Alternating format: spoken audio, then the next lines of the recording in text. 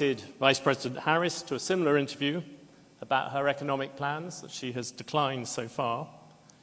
And second, just to set some parameters about this interview, which I was just discussing with President Trump, we're going to focus on business and the economy.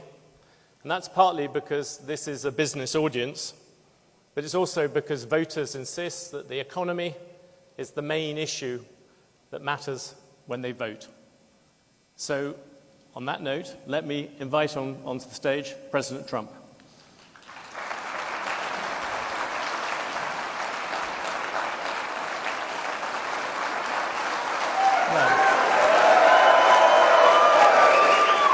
Thank you.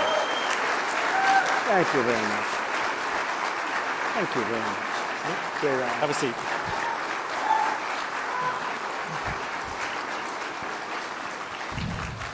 I like that crowd. That's a nice group of people. Thank you very much. Standing ovation.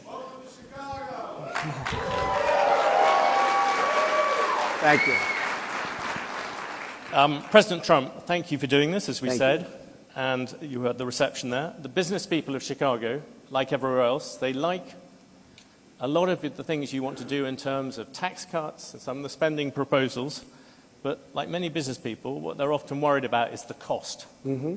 And the Committee for a Responsible Federal Budget, which is a bipartisan outfit, put out some predictions the other day. If you add up all the promises you've made, then your plans would add $7.5 trillion to the debt. Mm-hmm. That's more than twice the total for Vice President Harris. You're on course to push up debt up to 150% of GDP. This is a very business-like audience. Yeah. Why should they trust you with that?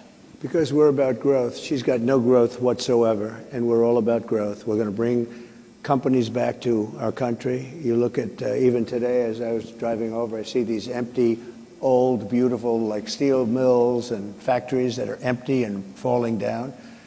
Some have been converted to senior citizens' homes, but that's not going to do the trick. And we're going to bring the companies back. We're going to lower taxes still further for companies that are going to make their product in the USA. We're going to protect those companies with strong tariffs, because I'm a believer in tariffs. I'm not sure that you are. I don't think you are, but I congratulate you on your career. But to me, the most beautiful word in the dictionary is tariff, and it's my favorite word. It needs a public relations firm to help it, but to me it's the most beautiful word in the dictionary. Tariffs, do you think that will bring in the revenues? To use another bipartisan group, Yeah, Peterson Institute, they say they only bring in $200 billion. That is that's barely the cost of two of your promises. Yeah, but that's like, for what company are you talking about, okay?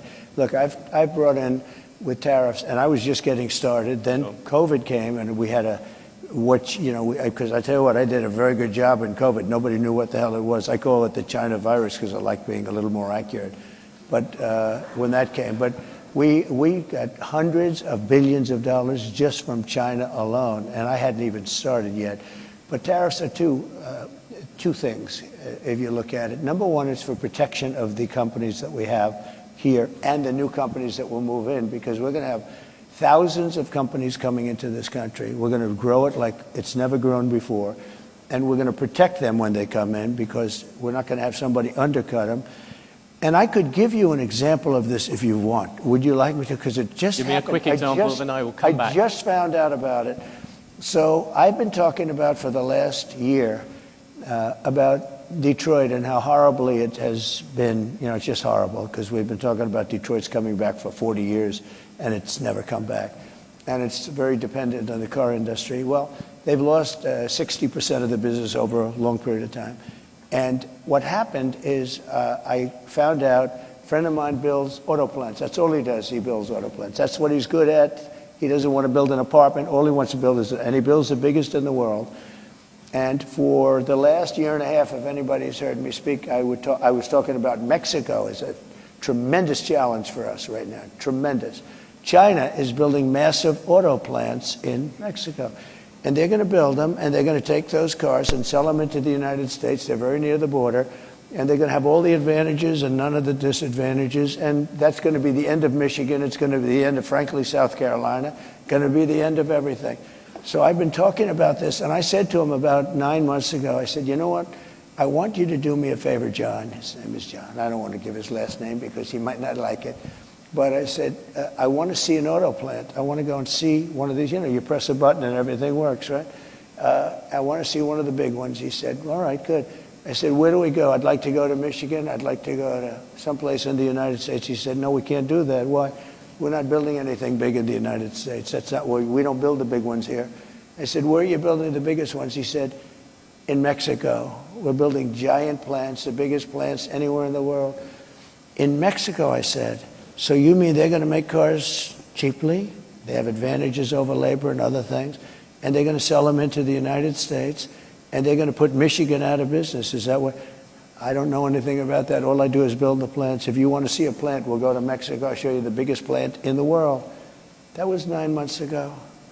I saw him, and I talked about it all the time because I think it's a serious threat to our country, because not only autos, but other things. So then I see him.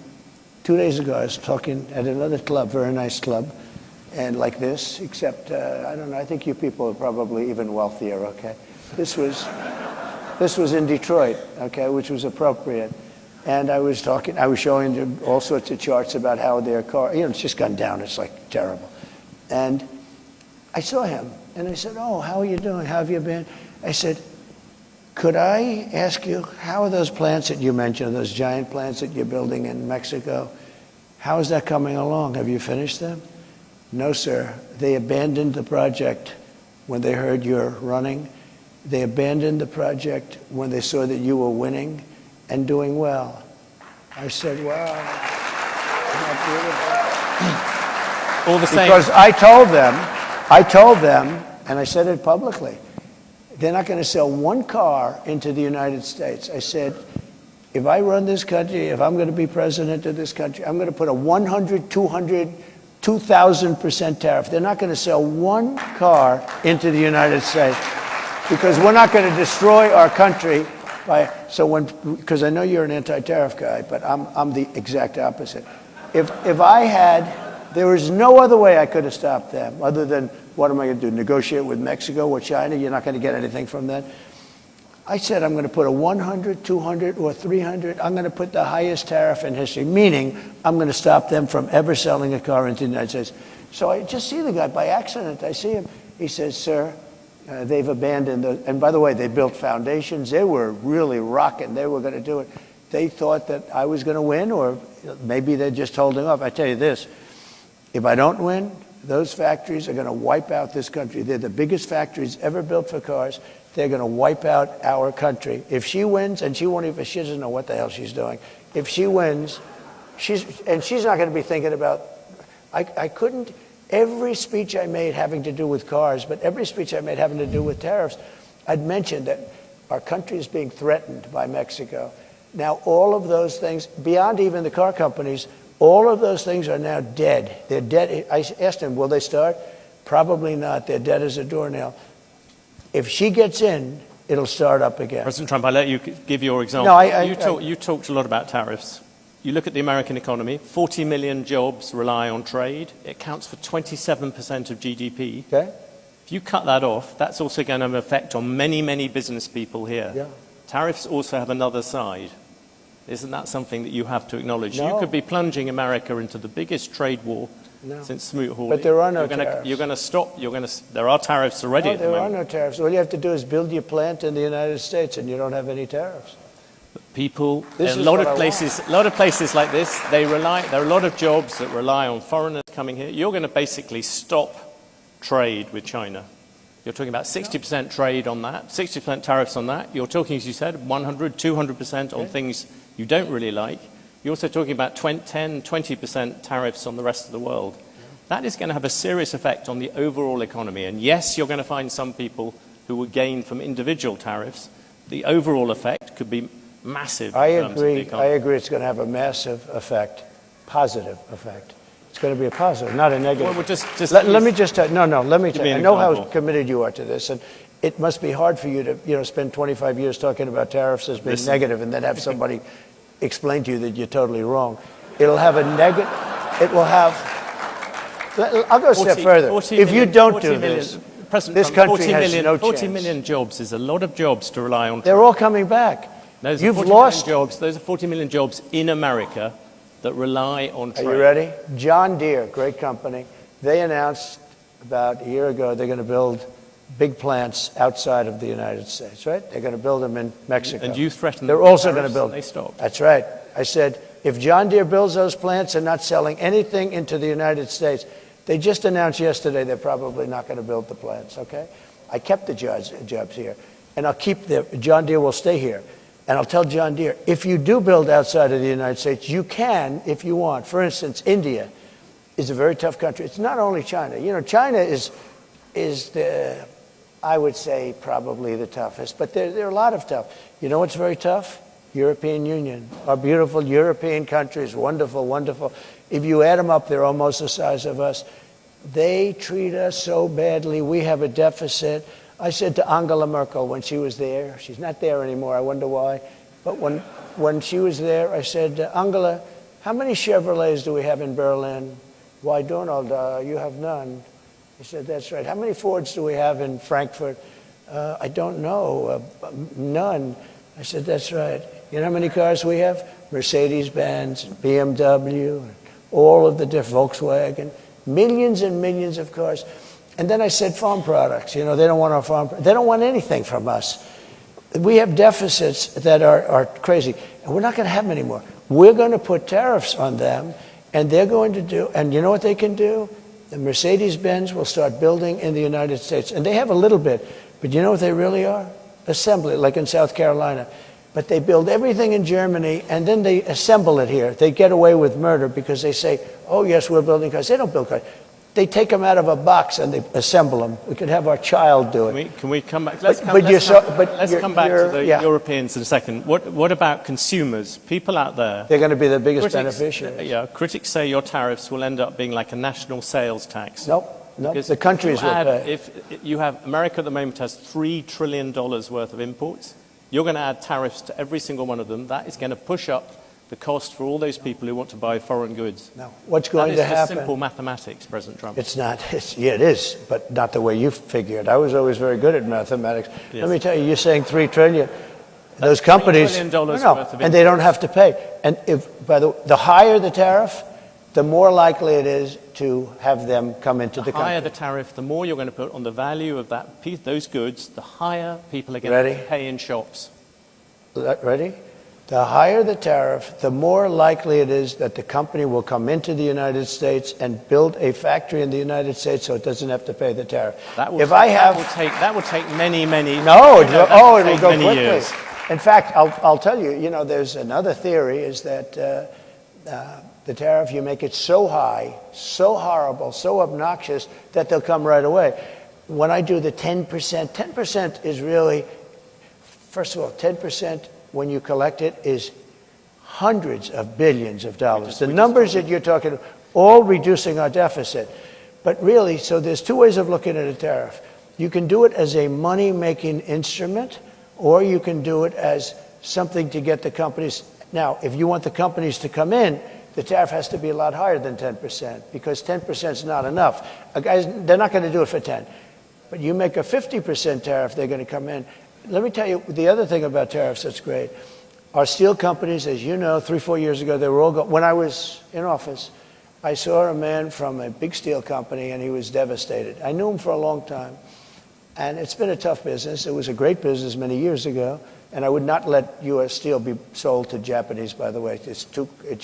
Psychologically, I think it would be a That's the terrible Nippon steel, as you know. Yeah, I wouldn't let it be sold. But I would stop it if it hasn't been completed by the time I'm president, because I think it sets a horrible tone.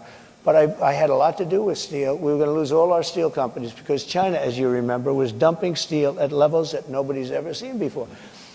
And I put a 50% tax on that and a tariff on that, all dumped steel. And it was also bad steel. It was what they call dirty steel. It wasn't good steel, which is a bad thing for structural components of buildings and planes and things like that. They were dumping crap into our country. And I put a 50% tariff. I started at 25, I raised it to 50 because the 25 didn't quite do it. I raised it to 50 and that did it. They stopped dumping steel. And I saved our steel mills by having that. We saved it. We saved our steel. Now, what was left, because we've lost so much, but there are certain companies you have to have. There are certain things you have to have. Steel, you have to have. If you go to war, you know, there's a possibility you go to war. I kept us out of war. I was the only president in 82 years that kept you out of a war, except I defeated ISIS, but I inherited that war. There no wars. And by the way,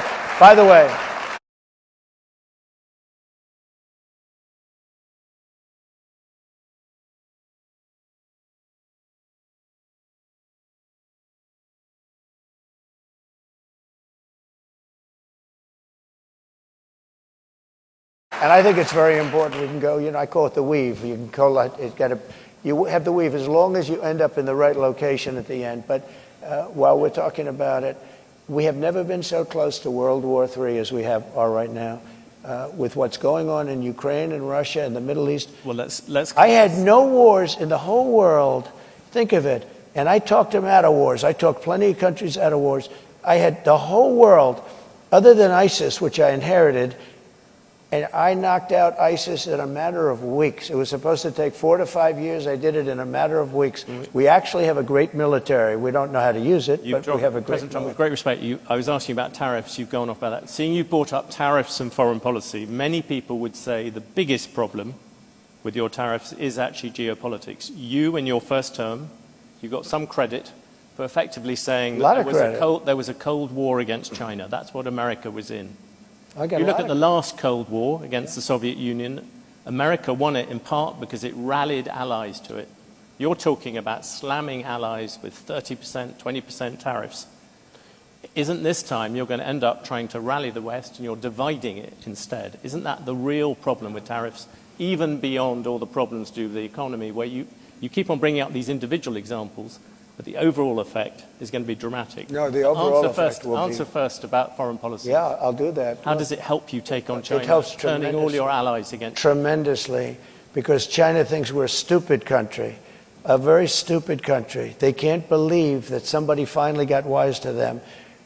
Not one president, Bush, Obama, Barack Hussein Obama, have you heard of him? Not one president, think of it, not one president charged China anything. They said, oh, they are a third world nation, they are developing. Well, we're a developing nation too. Take a look at Detroit. Take a look at our cities. We're a developing nation. We have to develop more than they do. We're way behind them. You take a look at what's happened to our cities. So what I'm saying is this. My question was about your allies, not about China. You are going to annoy the people our allies, to rally behind you. But our allies have taken advantage of us more so than our enemies. Our allies are the European Union. We have a trade deficit of $300 billion with the European Union. Our allies are Japan. You know, Abe was a very good friend of mine. He was a great guy, great. And I said to him in Japan, he was assassinated. And he was a great man. He really was. I didn't see too many like him. And he got very sick and he had to take off. And then he was actually making a comeback. He was going to make a comeback and he would have won easily. But he was a great gentleman, handsome, wonderful man, respected by everybody. And I went to him and I said, Shinzo, we have to talk. What? Trade. And he goes, I'll never forget it. I know. I said, what do you know? I knew you'd come to me. Why do you say that? Because I can't believe, I wouldn't tell the story if he was alive, actually. He said, I can't believe how many years it's been that nobody even negotiated with us in America. I said, Shinzo, you have to pay for your cars. You're sending millions of cars. You don't accept a car from us. You don't have one car that you accept, and yet we're selling 3 million, 4 million of your cars. I said, Shinzo, on agriculture, you won't even accept our agriculture. And I renegotiated the whole trade deal from a little disadvantage because I was stuck with a bad deal. I mean, I got stuck. We have trade deals that were so bad that I said, who are the people that are doing it? They're either very stupid or they're getting paid off, okay? It's one or the other. It's very simple. We have the worst trade deals all over the world. South Korea, I love South Korea. They're wonderful people, extremely ambitious. They have a money machine. We protect them from North Korea and other people. North Korea is very nuclear. I got along with him very well. Kim Jong-un. Yes. But wait, they don't pay us anything. And I said, this is crazy. If I didn't put tariffs on, you know, the motor company, the car companies, they make most of their money at small trucks. I put tariffs on China, but I put 27.5%. Otherwise, we'd be flooded with Chinese cars. And all of our factories would close. We'd have no jobs at all in the auto industry. That goes for electric, by the way, which is a killer, which I've explained, and I don't think I have to bore anybody by talking about it. But I put tariffs on South Korea because they were sending in trucks. And I put tariffs on, fairly substantial tariffs. Do you know that our car companies make almost all of their money with the small trucks, SUVs and small trucks? If I took those tariffs on, you would be inundated. Every car company would be out of business. And I got calls from Ford. I got calls from everybody saying, sir, I can't believe you're doing this for us. You saved our company. They make all their money with this. They make most of their money with the small truck and, you know, the SUVs. Many consumers ended up with more expensive cars. But let me just come at you on foreign policy. You wouldn't have a car company. You have said that Taiwan should pay for U.S. protection. Yeah. I ask because this morning you just mentioned North Korea. The Chinese army, literally as we speak, are engaged in rehearsals for a full naval blockade of Taiwan. So I suppose my question to you, if China invades Taiwan, would you send American troops to defend it? Well, the reason they're doing it now is they're not going to do it afterwards, okay? So, you know, so they're doing it now. They want to do it China. Look, I had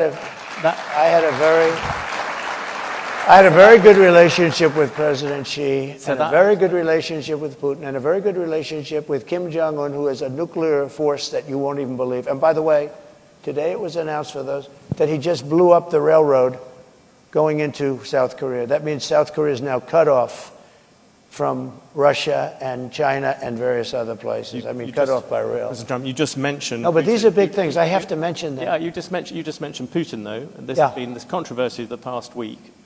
Can you say yes or no whether you have talked to Vladimir Putin since you stopped being president? Well, I don't comment on that, but I will tell you that. If I did, it's a smart thing. If I'm friendly with people, if I have a relationship with people, that's a good thing, not a bad thing, in terms of a country. He's got 2,000 nuclear weapons, and so do we. China has a lot less, but they'll catch us within 5 years. That sounds if I have a relationship, I don't talk about that. I don't talk that. I don't ever say it. But I can tell you what, Russia has never had a president that they respect so much, but more importantly, or less importantly, I guess, I went into Russia, and people said, oh, he likes Putin, and Putin likes him. Let me tell you, the first thing I did was terminated Nord Stream 2. Nobody ever heard of Nord Stream 2. It's a pipeline from Russia to Germany and all over Europe. I said, wait a minute, to NATO. I said, so let's get this straight. My first meeting, I said, so Putin's building the biggest pipeline in the world. He's going to Germany, but all over Europe.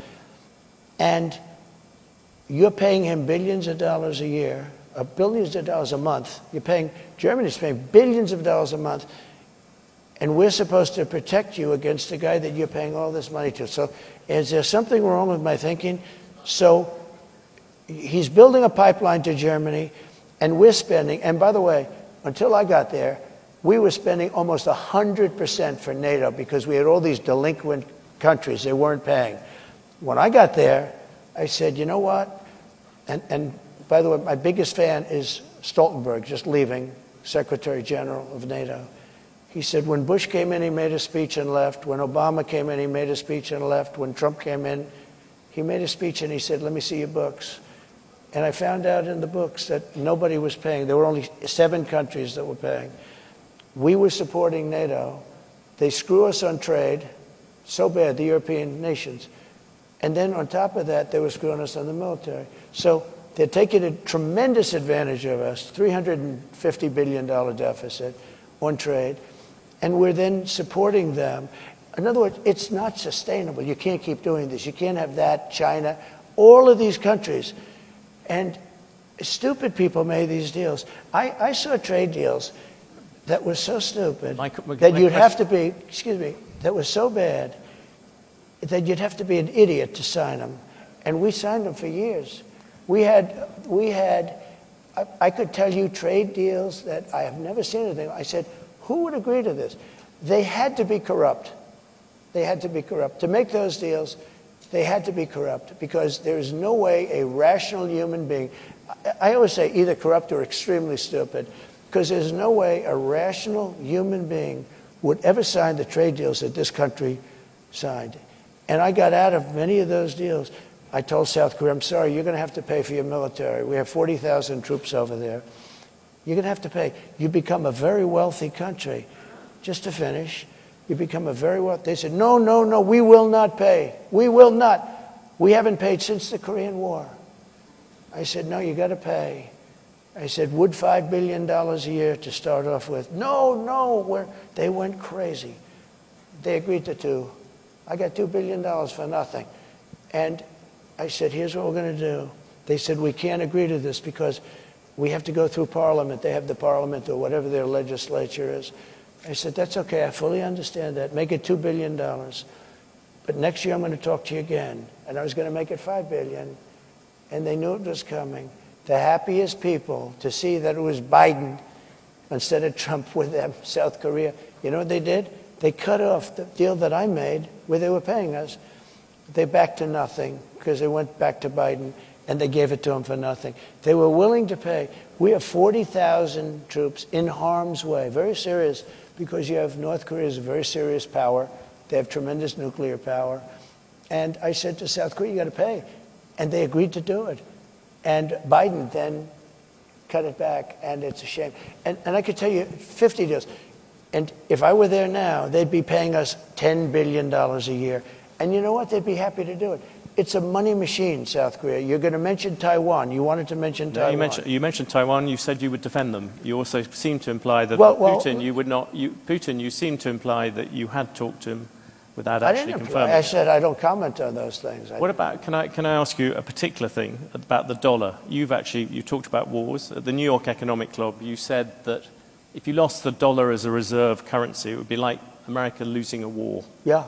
You look at what you're going to do in terms of protectionism, I'll drive countries to use the other currencies, Yeah. and all that debt is also going to lessen the dollar's status as the world's reserve currency. If I'm you worry elected, about that. the dollar is so secure, your reserve currency is the strongest it'll ever be. And no country. You said, President Trump, at the moment there is a thing called the Trump trade in the markets. Do you know what that is? The Trump trade is very simple. People are betting that your policies are going to drive up debt, they're going to drive up inflation, so they're going to drive up interest rates. Are the investors wrong? Yeah, I had 4 years no inflation. I had 4 years no inflation. But that was when you had much. I had 4 years. It's better than that. And Biden, who has no idea where the hell he is, okay? Biden went 2 years with no inflation because he inherited from me. And then they started spending money like drunken sailors. They spent so much money. It was so ridiculous, the money they were spending. They were spending on the Green New Scam. The Green New Scam, the Green New Deal. You know, it was conceived of by AOC +3. She never even studied the environment in college. She went to a nice college. She came out, she just said, the Green New Scam. She just named all these things. President Trump, the issue, the markets are looking at the fact you are making all these promises. Latest one was car loans. You're flooding the thing with giving giveaways. But we're going to grow. I was actually quite kind to you. I used 7 trillion. The upper estimate is 15 trillion. People like the Wall Street Journal, who's hardly a communist organization, yeah, but you don't know. They have criticized you on this as well. You are running up enormous debt. What does the Wall Street Journal know? I'm meeting with them tomorrow. What does the Wall Street Journal know? They've been wrong about everything. So have you, by the way. You've been wrong about You're trying to turn this. You're trying to turn this. You've been wrong about it. No, you're trying to turn this into debate. There are it's business not a debate. people. There no, are but you're wrong. People. You've been wrong all your life on this stuff. You've been. No, let me tell you about currency. You're going jump in a lot of different subjects. Well, the reserve currency. Let's stick to reserve currency. That's where you started, right? The reserve currency is under threat because you have Iran, you have Russia, you have China. China's the one that you have to worry about because they want it. Yeah. They want to have the yuan be the thing of power. So here's what I'm doing.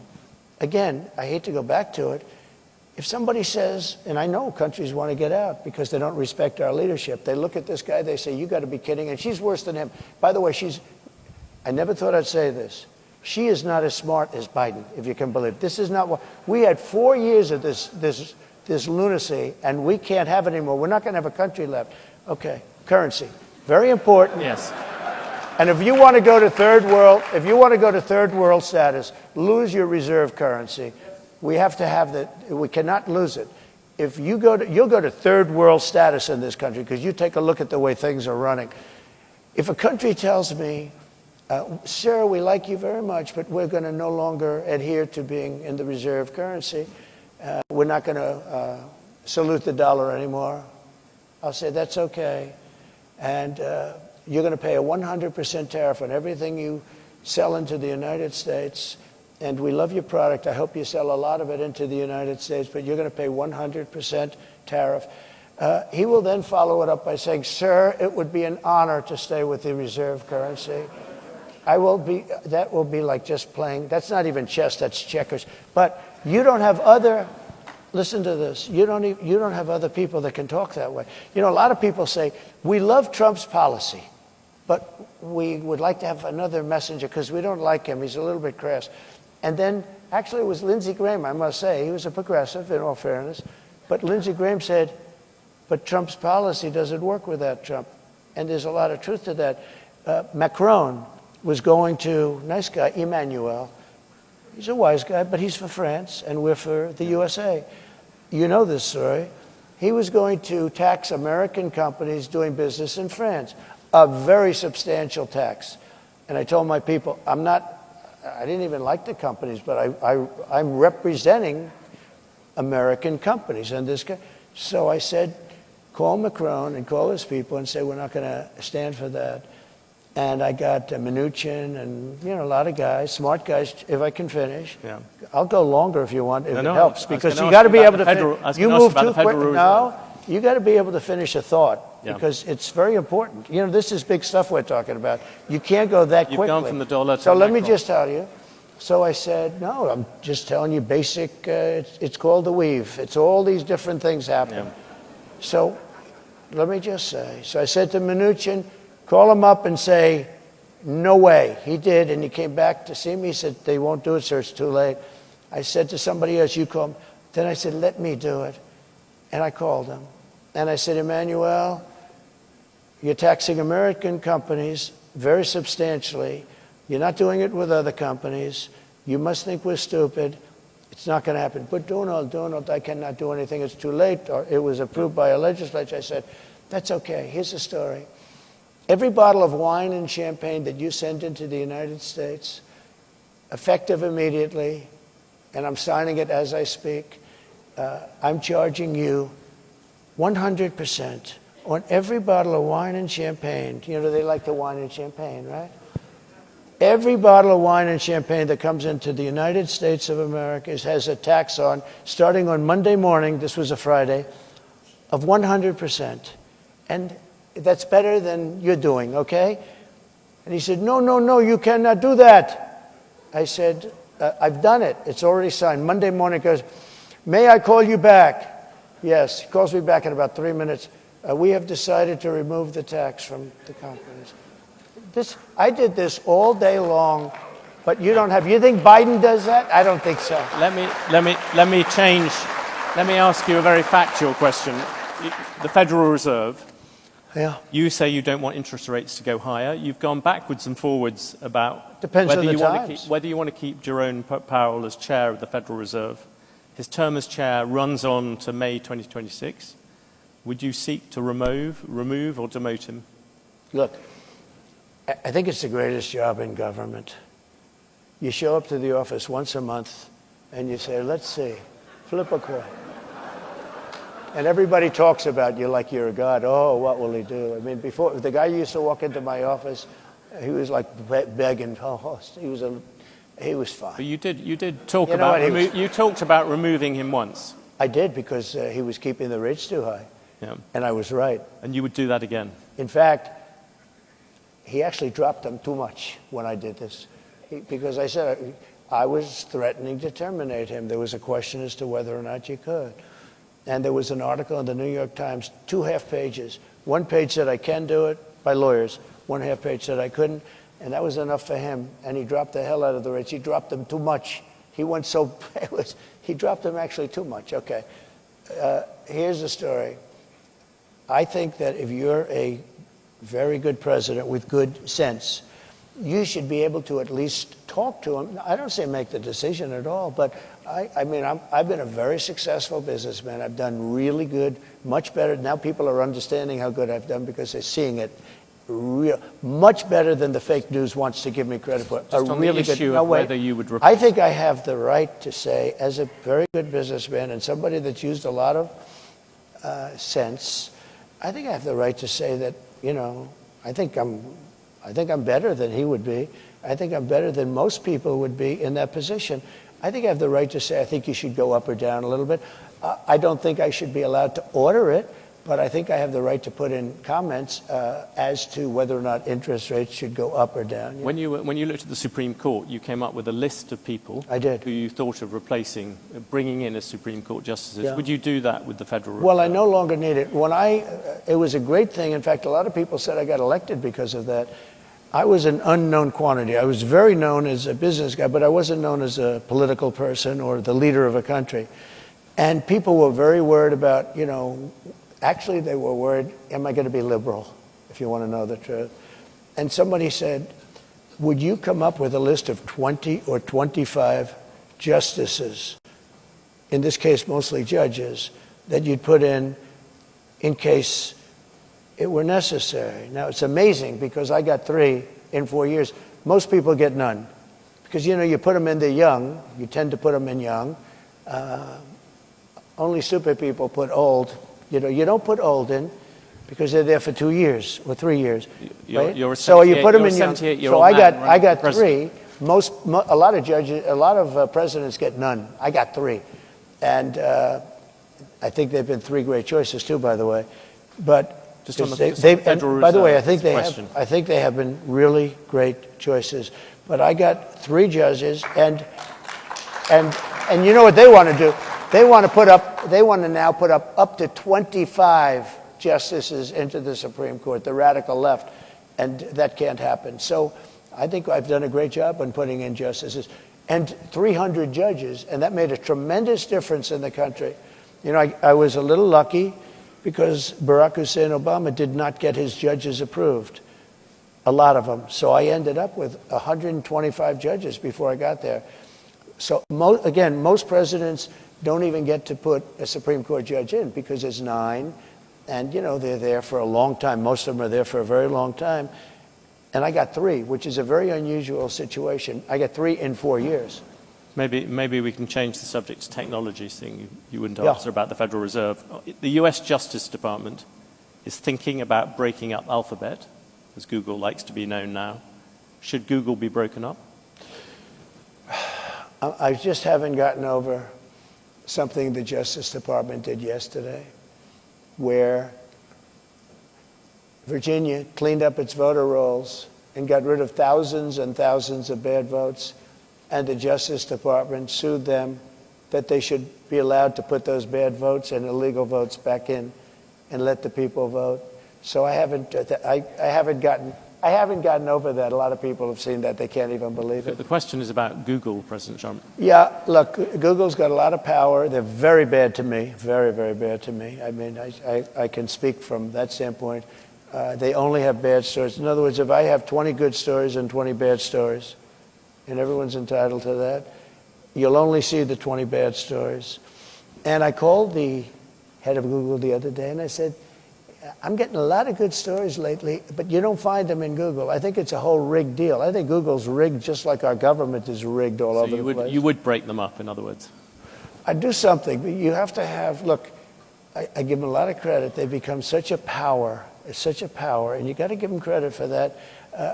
How they became a power is, you know, really the discussion.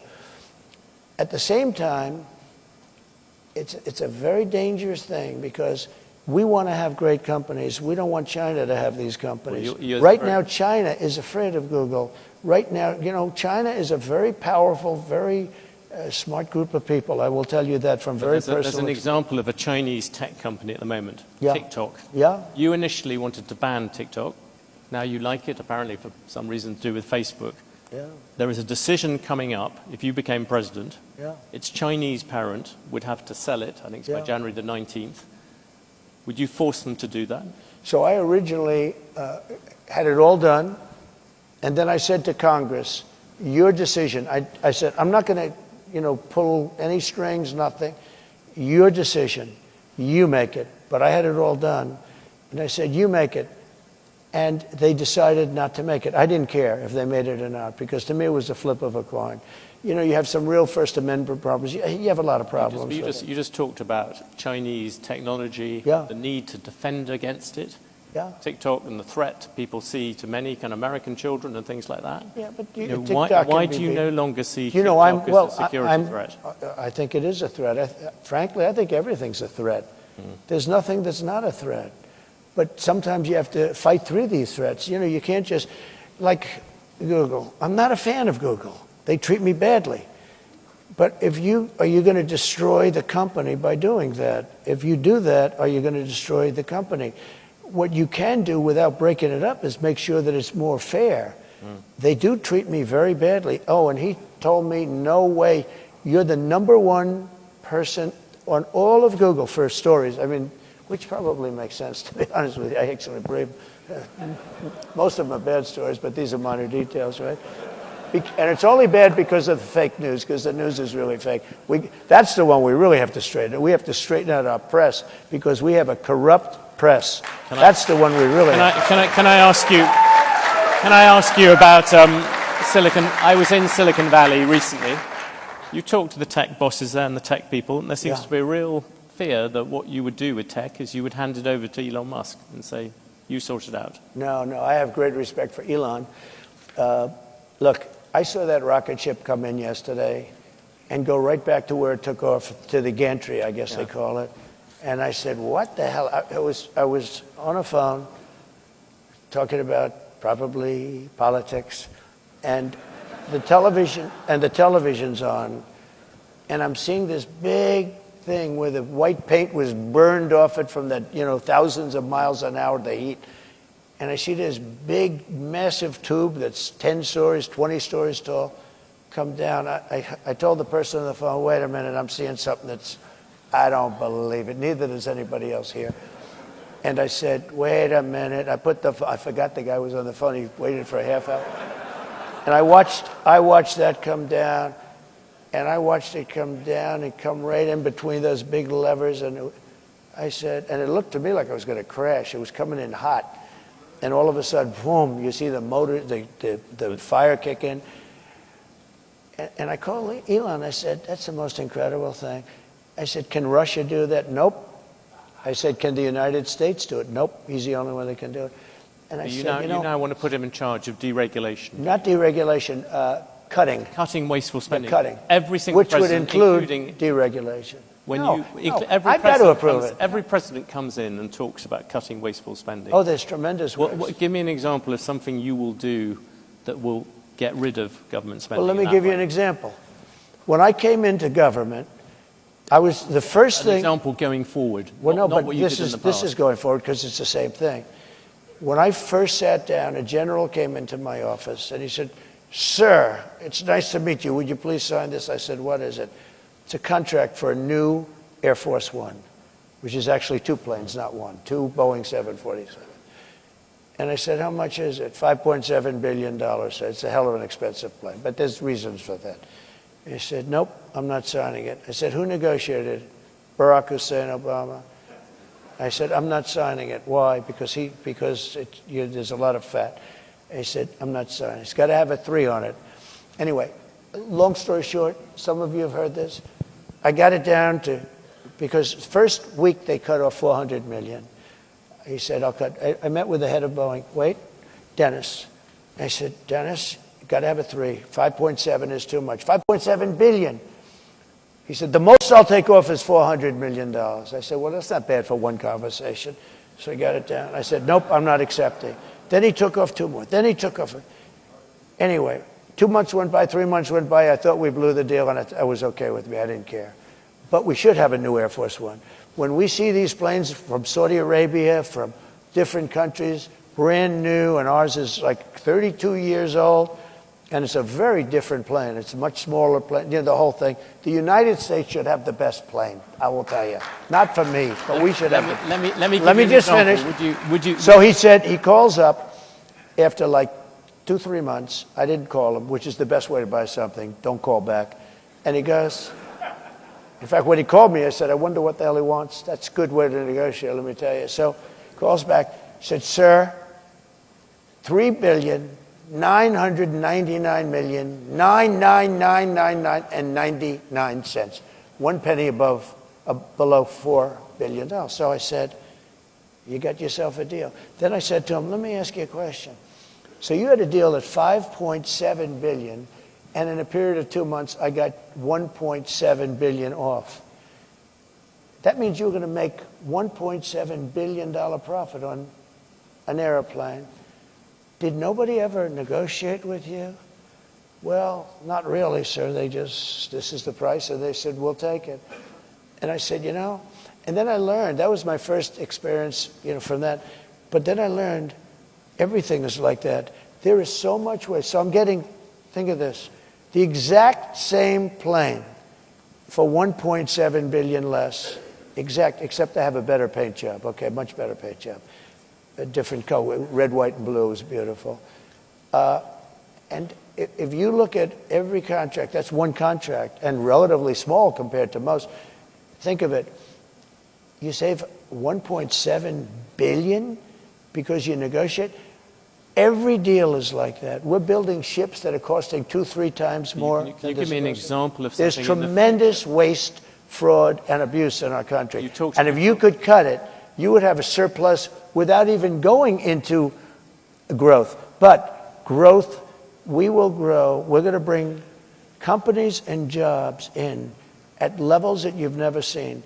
And you would never be able to do it because you're not a believer in tariffs. The only way, let me tell you, the only way you can do it is through the threat of tariffs. It's the only way you can do it. Can we come back to one thing on that? Deal making. You look out across this room, there's some big businesses, but a lot of small ones. A lot of big ones. You've given us a lot of examples of things where you've negotiated with the heads of big businesses. Right. Give you an example, when you put the tariffs on China, much smaller than you're planning to do at the moment, when you put them on, Apple came, you negotiated a difference for them. I did. That's much harder for small business people. Isn't the problem with the way that you do these kind of deals? You're bound to deal with the big companies. It's the small companies who get hit by all these different things and can't find exceptions. Oh, we have exceptions. No, we had an exception rule. I gave Apple an exception. Tim Cook is a great business. Apple is not a small company. And no. Please no, don't give it but to he, Tim Cook. but here's what happened. The question is about small businesses. Yes, but I would make... What will you do for them? No, but we have a very talented group of people. Bob Lighthizer did a very good job. We had great people. We had central casting. These are great, and a large group of people. We made exceptions. In the case of Apple, they needed an exception. You know why? Because of Samsung. He came to me and he said, Samsung makes a product similar to ours, very good product, the phones and other things. And because they're in South Korea, they don't have the tariffs. Because we're in China, we have the tariffs. I said, you happen to be right. You're not going to be able to compete. I said, look, I'm going to give you a 1-year break, but I want you to start building your factories in this country, whether it's Texas or any other place, anywhere in the country. And he said, what does that mean? I said, you have everything in China. I want you to move it from China back to our country. And he started doing that. And he built a factory, a big one in Texas. He built another one. And this was all a process. It was all happening. But I did give him an exception. And the reason was, he said, as soon as he said Samsung, I said, how is that product compared to yours? He said, it's a good product. I said, then you really can't compete. You can't have a 25 or a 50% tariff and compete, right? Yeah. And I said, I'm giving you an exception. And I did it for many companies. But small businesses come and see I know, you? But that was the question. But we do it for small businesses too. We do it for small business. I'll give you another example. We have a man who I didn't know, but he came to me. He was at a meeting, and he built kitchen cabinets. And he was, pretty big in the business. That's all he did is build kitchen cabinets. He said, sir, China and South Korea are building kitchen cabinets for 1/3 of what I can make them. I said, what's the quality? They're not as good, but they're good enough. I can't compete. I'm going out of business. I have 2,000 people that work for me. I'm going out of business. I put a 25% tariff, still on kitchen cabinets. I saw the guy 3 days ago. He said, I'm the man that saw you about kitchen cabinets. You saved my company when you did the tariff, and you saved thousands of jobs, and my company is now doing very well. And he started to cry. And this guy hasn't cried too much, I will tell you. He said, you saved my company. There's nobody that could have done that. Maybe I can ask you then about something else. Yeah. Business people here in this room, business people, capital markets, they all like the rule of law. They like certainty. The Chinese, who you mentioned, other dictators, right? They don't like it when things go wrong. They like it when things go wrong in America. If you look at the events of January the 6th, 2021, it showed to many people America's democracy was unruly and violent. Only 3 weeks to go to the election. Will you commit now to respecting and encouraging a peaceful transfer of power? Well, you had a peaceful transfer of power. You had a peaceful transfer of power. You had a peaceful... Come on, President Trump. You had a peaceful transfer of power compared with Venezuela, but it was by far the worst transfer of power for a long time. Thank you. I appreciate that, because this is what they like to do. This is what they like to do. It's very interesting. The question, President Trump, is would you respect the decision? When I found out about this interview, I did a little check. He's a man that has not been a big Trump fan over the years. So I had a choice. Do I do this interview or not? I'm glad I did it. But do I do this interview, or do I disappoint a lot of people? Because I know a lot of people in the audience. But his view is very different than mine. Let me just tell you. I'm asking March, you. We had a term, peacefully and patriotically. These were people. If you think an election is crooked, and I do, 100%, if you think the day it comes when you can't protest, you take a look at the Democrats. They protested 2016. They're still protesting it. Nobody talks about them. But if we protest, we want to have honest elections. You think the last election was honest? Do you think it was honest? All the times it went to courts, the courts decided... No, it didn't go. They went to court, and the courts all said, you don't have standing. Nobody had standing. And it's hard, frankly, after an election for a judge, but they all said you don't. Nobody ever had standing. But the facts, if you take a look, I'd show you hundreds of pages of facts. People were angry. People went there. And I'll tell you what, they never show that. The primary scene in Washington was hundreds of thousands, the largest group of people I've ever spoken before, and I've spoken before. And it was love and peace. And some people went to the Capitol, and a lot of strange things happened there. A lot of strange things, with people being waved into the Capitol by police, with people screaming, go in, that never got into trouble. I don't want to mention names, but you know who they are. A lot of strange things happened. But you had a peaceful, very peaceful. I left the morning that I was supposed to leave. I went to Florida, and you had a very peaceful transfer. This was not and I'll tell you what, those people that did go down, which was a tiny fraction of the people that went to Washington. I mean, you're talking about a very, very small, because hundreds of thousands of people, and I don't know what you had, 500, 600, 700 people go down to the Capitol. But those people, not one of those people had a gun. Nobody was killed except for Ashley Babbitt. She was killed. She was shot in the head by a policeman that what he did was horrible. President Trump, so I think we should be allowed to disagree on that. And obviously, you see by the reaction in this room, there's a lot of other people. Let's return to one other big subject that you bring up repeatedly, immigration. Yeah. I know it's a very emotive issue for you, but just from the point of view of business people here, you look at the full effect of taking a lot of people out of the workforce, removing a lot of people. The Congressional Budget Office is banking on the fact that there'll be $9 trillion added to the GDP of America over the next 10 years by immigrants. You want to stop that process. For all the people who run businesses in the audience, I'm just focusing on the economic thing, are you prepared to say, look, it's fine to have a slightly smaller economy in exchange for having the immigration controls Okay, you want? simple answer. I want a lot of people to come into our country, but I want them to come in legally. I don't want to have murder.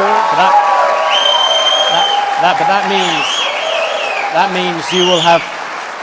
means you will have to deport. You know, you are talking about deporting 11 million people. That is a lot of people to Okay, you take ready? out. It came out last week that 425,000 people are horrible criminals at the highest level, but it came out that 13,099 were let in during their administration. They tried to say it longer, wrong. Over the last 3.5 years, 13,000 plus people came in, murderers. They're in jail for murder. Some were having the death penalty. They were all released into our country. 13,099 people were released into our country. We had drug dealers released. We had street gangs released. Look at what's happening in Aurora. But now I don't have to go with Aurora anymore. Look at what happened last night in Times Square, where rough migrants from all over the place. You know, it's not just South America. We have people coming in from the Congo, large numbers from the Congo and Africa. They came in, as of last night, I was speaking to Tom Homan, 180 countries. People came in. They came from prisons and jails. They came from mental institutions and insane asylums, a step above. They came from the terrorists. We had large numbers of terrorists come in. When I was president, we had the strongest border in the history of a country. I built hundreds of miles of wall, and walls work, by the way. Hundreds of miles. We had the best numbers we've ever had. Now we have the worst numbers, and here's the problem. We have some of the worst criminals in the world coming in. Now, Venezuela, their crime has gone down at levels that nobody's ever seen before because they've taken their street gangs and their drug dealers and they've emptied their prisons, not fully because they can't get enough buses. They've emptied their prisons. They load up the buses and they drive them into the United States, and they're dropping their prisoners into our country. Their crime is down. Their numbers are crazy how low it's dropped. I heard 72, 74%. They've taken their gangs. They've taken their criminals off the street. They've taken their people out of mental institutions, which cost them a fortune, and they've taken them and dropped them into the United States of America. Those people have to be returned. We can't live with thousands of murderers and not. The issue I asked you about was the idea that if you reduce immigration, every economist will tell you, if you have fewer people, there is a smaller economy. I like immigration, but they've got to come in legally. Okay. Well, let's finish on two. No, I want to make sure. Look, I don't want to have people that have killed 9 people and they're a sadistic, crazy nut job. We have to have people that can love our country, that will obey the laws, everything else. You have hundreds of thousands of criminals being dropped in, and Venezuela is one country. Look at what they have done, though, in Aurora. They've taken over apartment complexes. They've gone into the real estate business. See, they're like us, except they've done it with MK, whatever the hell they're called, right? I mean, they have weapons that are so sophisticated, our military doesn't have them. They've taken over parts of cities. In Colorado, you have a place called beautiful Aurora. Take a look at what's happened to Springfield, Ohio, where they dropped 30,000 people into a community of 50,000 people, and it's total bedlam. The hospitals can't be used anymore by the residents. The schools can't be used by the children that were there last year because other people that don't even speak the language. The issue I asked you about, many companies here have a shortage of labor. Yeah, that's good. We'll take care of that. We're going to get people in here rapidly, and they're going to be people that want to be in here, and they're going to be people that can love our country and won't kill people because they don't like the way they look. These are killers. By the way, some of these killers are among the most evil killers. They will look at you down, the beautiful woman there, they'll look at you and they will kill you. These are seriously sick people. And no, I don't want them in our country. And they are in our country right now. And they're in there because Kamala Harris, who's our border czar, is an incompetent person. Trump, for the record, as you know, the crime rate is lower. Can I finish with two questions? The first, you just said it, you don't do old. You own and run businesses. Yeah. Would you appoint a CEO who was 78? You didn't give you a medical. Some of this, yeah, I would. Depends on this. I've met people like Biden, who's in bad shape. I wouldn't appoint him. He's 81 or 82. He's 4 years older. But I'd appoint, I know some of the smartest people I know. I know a man that made all of his money from the time he was 80 to 90, and he was a failure all his life. He was in the drinks business, the different... Strangely, you didn't bring this up when you were running against Joe Biden. No, I never attacked him for his age. In fact, I used to defend him on his age. I attacked him for his lack of competence. I've asked you all these questions. No, I never did. By the way, just because I think it's important, and I know you do too, I know so many people in their 80s that are among... Bernie Marcus is 95, he founder of Home Depot. You have that conversation with him. He's just as sharp as he... Mentally, he's just as sharp as he ever was.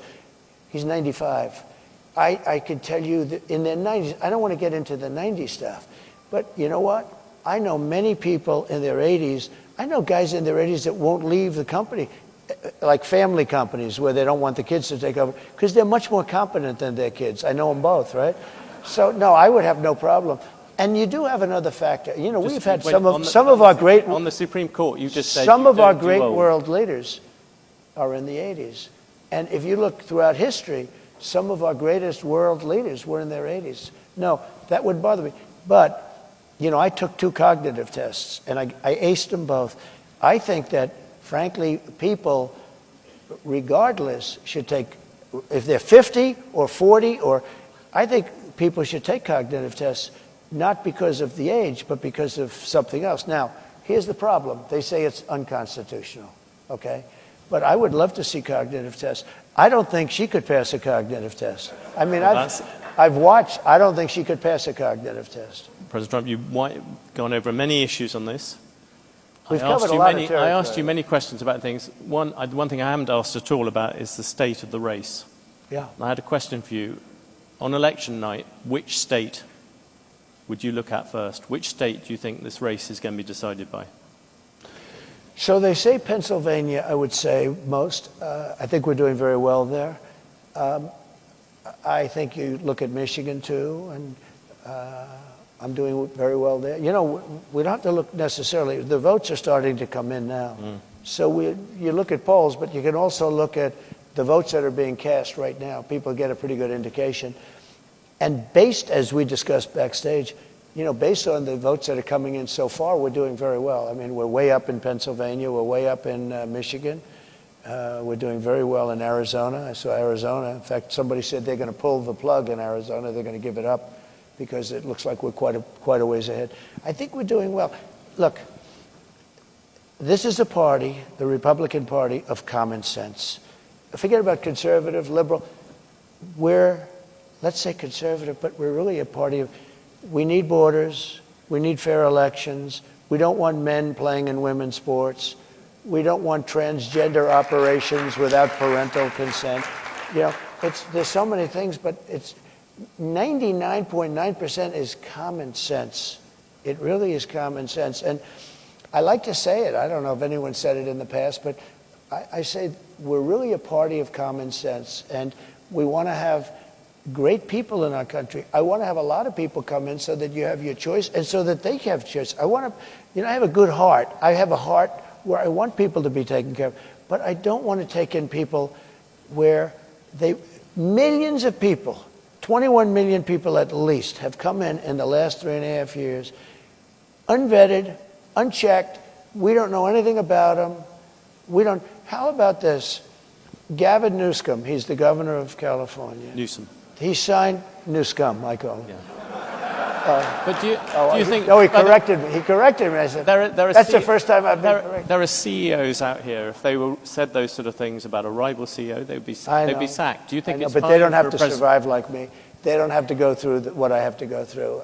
There has never been a president that's been treated like me, so I have to fight my own way. Well, you made a very good job of. He signed a bill in California 2 days ago that you don't even have the right to ask a person for voter ID. And if you ask a person for voter ID, of course you have